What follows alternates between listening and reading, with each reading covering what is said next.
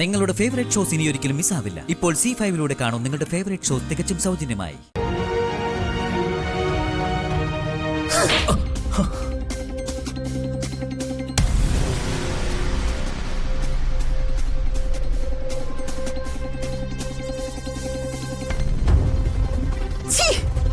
കൊത്തി കൊത്തി നീ എന്റെ മോളെ കയറി കൊത്തുന്നോടാ വൃത്തികെട്ടവനെ. കൊന്നുകളയും നിന്നെ ഞാൻ. മിണ്ടരുത് നീ. മീനാക്ഷി എന്റെ മകളാ. അവൾക്ക് അമ്മ ഇല്ലാത്തതുകൊണ്ട് ഞാനാ അവളുടെ അമ്മ. മനസ്സിലായോടാ നിനക്ക്? ഞാൻ പറയുന്നൊന്ന് കേക്ക്. എനിക്കൊന്നും കേൾക്കണ്ട. എന്റെ മോളോട് കാണിച്ചതിന് എനിക്കൊരു എക്സ്ക്യൂസും ഇല്ല. എന്റെ കുട്ടിയെ തൊടുന്നവരെ ഞാൻ വെറുതെ വിടില്ല. എനിക്ക് ചെമ്പകമംഗലത്തുകാരോടും എല്ലാവരോടും പകയും വൈരാഗ്യവും ഉണ്ട്.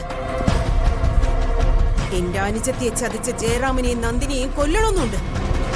അതിനാ ഞാൻ ആ ഗവൺമെന്റ് ഗസ്റ്റ് ഹൗസിൽ എന്റെ സ്വാധീനം ഉപയോഗിച്ച് നിനക്കൊരു റൂം എടുത്ത് തന്നത്. എന്നിട്ടും നീ എന്റെ കുഞ്ഞിനെ ഇവരിൽ നിന്ന് രക്ഷപ്പെടണമെങ്കിൽ ഒരു തരികട ഇറക്കണം.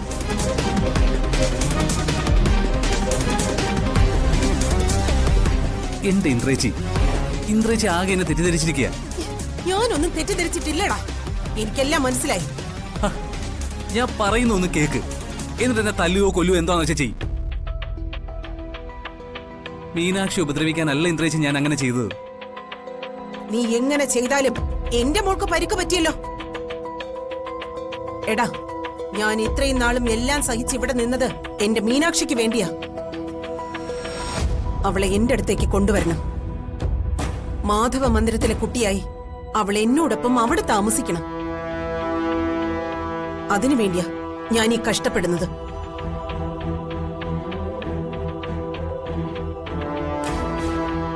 അതിനിടയ്ക്ക് നീയും മൈഥിലിയും കൂടി ഓരോന്ന് ഒപ്പിച്ചു വെച്ചാ ഇന്ദ്രജയുടെ സ്വഭാവം മാറുവേ. എന്റെ ഇന്ദ്രേച്ചി, ഞങ്ങൾ ശരിക്കും വിചാരിച്ചത് മീനാക്ഷിയെ കൊണ്ടുവന്ന് ചേച്ചിയെ ഏൽപ്പിക്കാന്നാണ്. പക്ഷേ ആ ഒരു ശ്രമത്തിനിടയിൽ കാര്യങ്ങളൊക്കെ കൈവിട്ടുപോയി. ക്ഷമിക്കണം.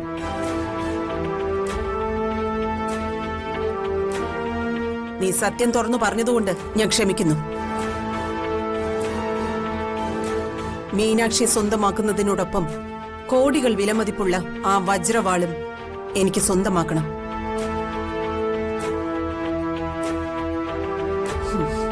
അതിനാ നീയും മൈഥിലിയും കൂടി എന്നെ സഹായിക്കേണ്ടത്. ഞങ്ങൾ ഇന്ദ്രേച്ചിയുടെ കൂടെയുണ്ട്.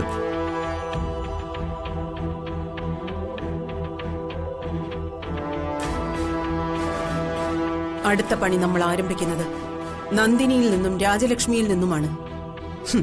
നെടും തൂണ് വീണാലേ ചെമ്പകമംഗലം തകരും.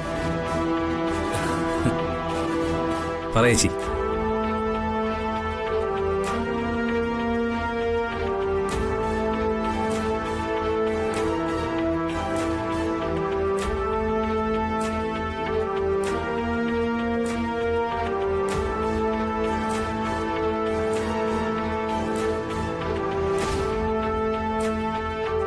ഇതെന്തായാലും സൂപ്പർ ഐഡിയ.